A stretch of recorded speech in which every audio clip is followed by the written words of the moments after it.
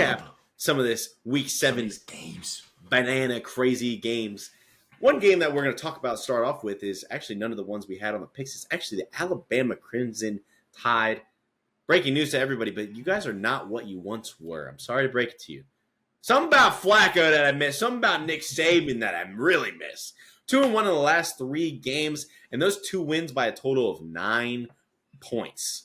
Not great for the Crimson Tide. They had a rough game against South Carolina, coming off of a week where Ole Miss dismantled them in South Carolina. So for them to come back the very next week and struggle against South Carolina, it's not a great look for Alabama. Like, I tweeted halfway through this game, I was like, Alabama might just not make the playoff. I thought they were going to lose that game. DeBoer each week is showing me that this coaching staff has no control and no culture over this team. When they were losing to Vanderbilt and Malachi Moore was losing his mind and wouldn't come off the field, even though his head coach and defensive coordinator were saying, get off the field, that's all I needed to know. And then I should have known this. I've hinted at this, but when he came off when they had that post-game interview against Georgia, they're up by 50 points at halftime, it felt like, and they almost come back and win. They almost blow a. We were even shouting. We were calling for Vegas's head because we thought it was rigged. That's how bad the comeback was. He comes out smiling and giddy in the post-game interview against Georgia when they should have blew the brakes off of them in Alabama, in Tuscaloosa. I should have known at that very moment when he was happy and smiling and giddy. I was like, yeah, this team is not even close to what it's going to be or what it once was. Not a great look for Alabama right now. They need a couple convincing wins. They go on the road to Tennessee this week, number 11.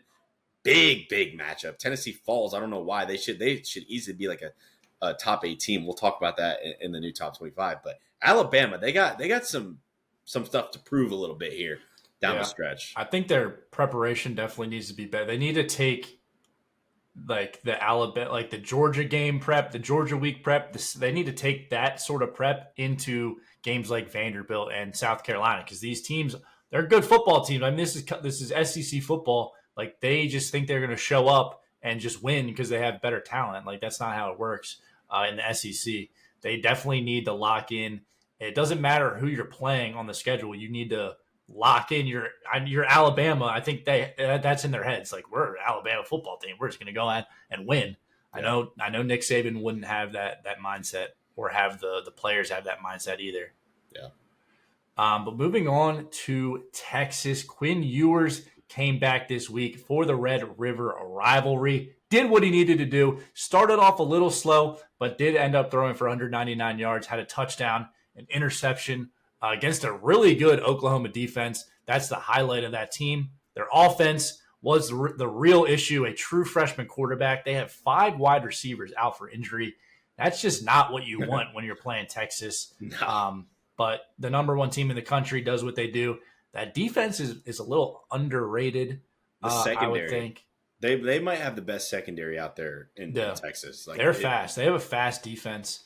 Oklahoma's offense is obviously an issue, but I mean, you can't say anything bad about Texas in this win. No, that's a strong football team, like from top to bottom. But moving on, we got another, like I said, Big Ten. The Big Ten this week was awesome. But matchup of the week goes down to the wire. Big West Coast Big Ten. Kind of weird saying that, but Penn State. Oh wait, I'm sorry. This is the wrong game. I'm talking about Ohio State here. I thought I was talking about Ohio State. We're talking about Penn State here. Another Big Ten game in the West Coast. I'm getting confused because there was 2 bangers in the West Coast. But Penn State, we got to talk about Penn State. Penn State, they had a million chances to lose this game. Their quarterback throws 3 interceptions against USC, like you said. Not a great team, a bit overrated of a defense, not to turn the ball over 3 times. But they do battle back. They do win in overtime. A huge win on the road for Franklin and the boys and the Lions, in my opinion. They needed that. They got a big one coming up in 2 weeks, though. They got Ohio State coming to town in College Station. That's a big one. But to keep up with Oregon, even Ohio State, to keep up with them, because they could split. You never know. Who knows what could happen? But just to be in the Big Ten conversation, like, that was a huge win on the road. I know it was USC. They probably should have won more convincingly. But like you said, it is college football. These are good teams, and you can't take anybody lightly. And they about gave it away a couple times there. But huge win for Penn State. Again, still undefeated. They need it. They need to keep it rolling. Ohio let's State move coming on to town. to the Big 12. BYU 6-0, like I mentioned earlier, 3-0 in That's the Big crazy. 12 after a big win over Arizona, 41-19. The BYU defense forces 4 turnovers, and the offense takes advantage. I think BYU is definitely for real, at least in the Big 12. We'll see if they make it to the playoff and they play an SEC team. We'll see if they're for real when they show up. But they Yeah. have a big game this week against Oklahoma State. And then 2 weeks they go to Utah. 2 teams that were previously in the top 25. Going to be big matchups for BYU. Let's see if they can get it done. If they win, I think those 2 matchups, then we can really say that BYU is for real. They have their work cut out for them, but they have a shot to go in and win the Big 12. Yeah. Watch out for them Cougars, boss. Cougars, boys. If you're on a little stroll out, I saw a story. They have that's like a Christian Mormon school, and their quarterback is Jewish, which is like a cool story.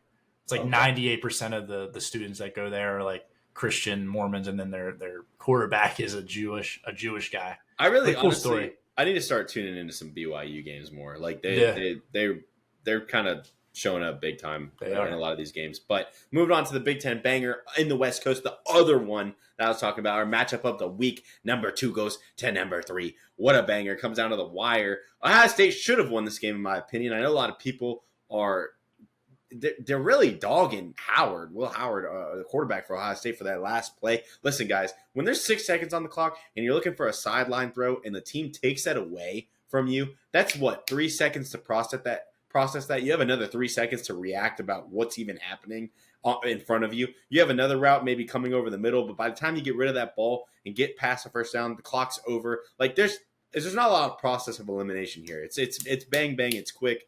You know, Oregon, they played that last play great. Apparently, there's some rumors about when they took the time off the clock with the timeout and all that stuff. If it was intentional or not. I don't even think it was 12-man on the field. Yeah. I don't know. It was kind of suspicious. I don't know if it was intentional or not, but if it was, it's kind of genius, honestly. Like if you see the video of the guy creep onto the field, it's like the play's about to start, and they just have a guy walk off the sideline onto the field, which is kind of crazy. I don't know if that was intentional, but I mean, maybe one of the smartest plays. I don't know. I did see that there was something that the coach said that it was. Who knows? We at the end of the day, we don't know. But a lot of people were dogging, Ohio State's quarterback. I don't think I get it, but like, I don't think it's worthy. Like it's literally 6 seconds. You have 6 seconds to figure something out. And I feel bad. People are saying like bad time management. I'm like, you have 6 seconds in a play. I don't even know. I can't even tie my shoe in 6 seconds. Like this guy has 6 seconds to get down the field. Like, on the road again, like you said, the noise, like it's just unfortunate. It came down to that last play for them. It shouldn't have. It's crazy. We have a possibility if these 2 teams play in the Big Ten. We could see this matchup 3 times this year, which is insane. We said that about Georgia and Alabama. Like Oregon and Ohio State could play. They just played. They could play each other again in the Big Ten championship and in the playoff. That would be insane. A little 3-part series. I think Ohio State in a neutral site or at home. I think they could win in Oregon. I honestly think they can win in Oregon. I mean, they could have, but they didn't. But yeah, I'm saying like if they played again, I think it could happen. If they played again. I know Oregon kind of shot themselves in the foot. They had the receiver spinning. Oh, this is Ray. What is that guy's name? I can't remember him from the longest yard. But this guy spitting in people's faces. Crazy situation. But Oregon, Dylan Gabriel goes back to what he does best, protects the football, lets the receivers take care of business, getting the ball out quick, getting the ball out to these playmakers. He threw for like 300 and some yards. Then he had 2 touchdowns. He didn't turn the ball over, high completion percentage. A Dylan Gabriel game. And I will say, of the biggest takeaway, that's a huge, coming off of how he looked against Michigan State. I know they won, but he didn't look great. But on the road against the maybe best statistical defense in the country at the moment, he played really well. The Ducks offense, that like 30-yard run that he had was like one of the best play calls in the game when he just pulled that thing out and just took off. Yeah, no, he looked great. The offense looked great. It was impressive what they did against Ohio State's defense. But on the flip side, Oregon's defense only holding Ohio State to 10 points in that second half is mainly the reason they won this game, in my opinion. Like they played really well defensively. But like I said, Ohio State had plenty of chances to win this game. Oregon's offensive line also protected Dylan Gabriel really well. I remember watching the game. I was like, Ohio State needs to get pressure on Gabriel. He has all the time in the world, and he just picked apart those DBs. Yeah. They had zero pressure on Dylan Gabriel. Their offensive line, give them a lot of credit because they held up against the Ohio State pass rush. Yeah, no, matchup of the week turned out to be the matchup of the week, and I hope to see these teams again play each other. That'd be a lot of fun. For sure. Last game we're going to cover Ole Miss against LSU. They should have won this game about 47 different times. They let LSU crawl their way back into this game and win in overtime. Ole Miss defense, I mean, Jackson Dart didn't play that well, but the defense just gave this game away. They gave up a 23-yard touchdown pass with 20 seconds left in regulation, and then gave up a 25-yard touchdown pass on their first possession in overtime. Just a bad loss for Ole Miss. Just horrible loss. They should have won this game 4 different times. That touchdown drop from the receiver early in the game, it was like one of the first drives of the game, and like a 50-yard handoff from Dart, and he drops it. It would have been a walk-in. It would have been a walk-in, but he would beat both the safety and cornerback. Like, Ole Miss throwing bread. LSU, it is a good win for LSU, but I still think they're a bit overrated in my opinion. Yeah.